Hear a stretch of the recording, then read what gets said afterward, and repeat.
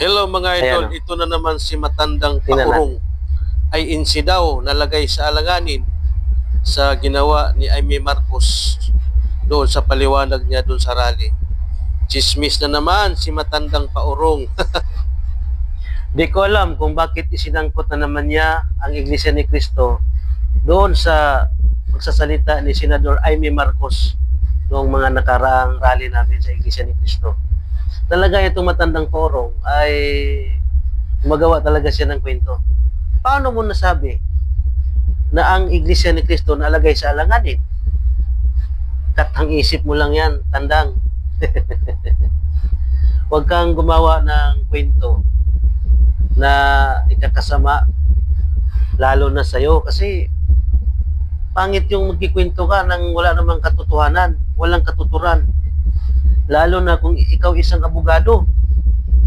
Isipin mo sa tanda mo na sa mundong ito, tapos abogado ka pa, ganyan ka magsalita. Bakit mo sinabing nalagay ang INC sa alanganin?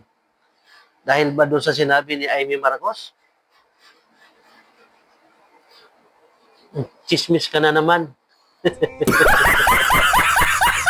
Ito talaga si Tatang walang magawa sa buhay, walang magawa sa sarili, kundi maghahanap ng ikikwento niya. Naghahanap siya ng content, tapos yun, maraming idadamay na tao. Sabi mo, INC, gano'ng karami yan? Nalagay sa alanganin. Fake news. Mabuti pa, magsuri po kayo sa INC Tang.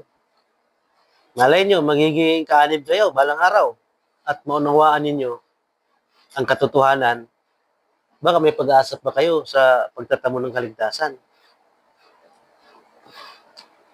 Alam ko namang matalino ka eh. Ay, hindi ka naman magiging abogado kung bubo ka eh. Di ba? Ngayon, talino ka.